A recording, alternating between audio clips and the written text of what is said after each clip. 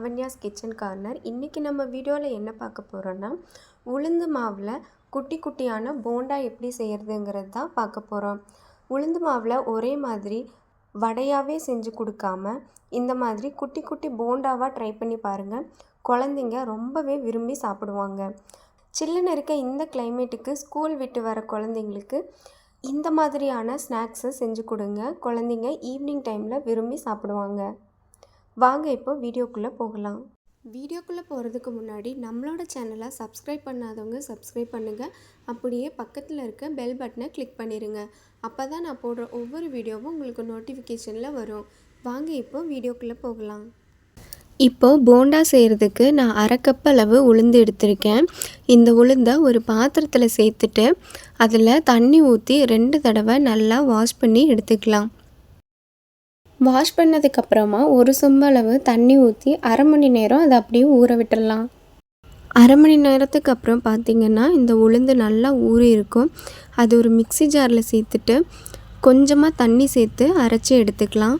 மாவு ரொம்ப தண்ணியாகவும் இருக்கக்கூடாது, ரொம்ப கெட்டியாகவும் இருக்கக்கூடாது. மாவு ரொம்ப தண்ணி மாதிரி இருந்துச்சுன்னா போண்டா எண்ணெயில் போடும்போது மாவு தனியாக பிரிஞ்சு வந்துடும். மாவு இந்த பதத்துக்கு இருக்கணும். இப்போ இந்த மாவில் பொடியாக கட் பண்ண கருவேப்பிலை, கொத்தமல்லி தலையில் சேர்த்துட்டு குட்டி குட்டியாக கட் பண்ண பச்சை மிளகாயை அது கூட சேர்த்துக்கலாம். இப்போது பொடியாக கட் பண்ண 2 மீடியம் சைஸ் பெரிய வெங்காயத்தையும் அதில் சேர்த்துக்கலாம்.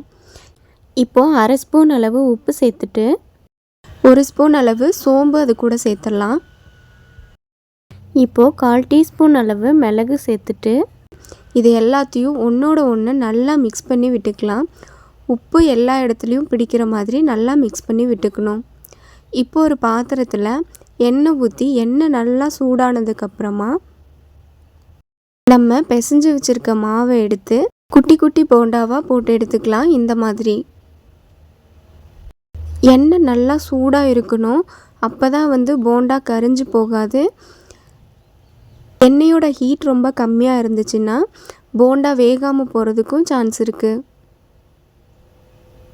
இப்போது ஒரு 3 நிமிஷம் ஒரு சைடு வெந்ததுக்கப்புறம் இன்னொரு சைடு எல்லா போண்டாவையும் திருப்பி விட்டுக்கணும்.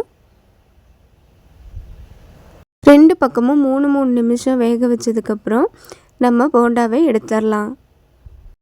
வெளியே கிறிஸ்பியாகவும் உள்ள நல்லா சாஃப்டாகவும் சூப்பரான உளுந்து போண்டா இப்போ நமக்கு ரெடி ஆயிடுச்சு. இந்த ரெசிபியை நீங்களும் உங்கள் வீட்டில் ட்ரை பண்ணி பார்த்துட்டு எப்படி இருந்துச்சுங்கிறத எனக்கு கமெண்ட்டில் சொல்லுங்கள். இந்த வீடியோ உங்களுக்கு பிடிச்சிருந்துச்சுன்னா லைக் பண்ணுங்கள், ஷேர் பண்ணுங்கள், கமெண்ட் பண்ணுங்கள். மறுபடியும் நான் இதே மாதிரி வேற ஒரு ரெசிபியோட உங்களை அடுத்த வீடியோவில் சந்திக்கிறேன். அது வரைக்கும் நன்றி, வணக்கம்.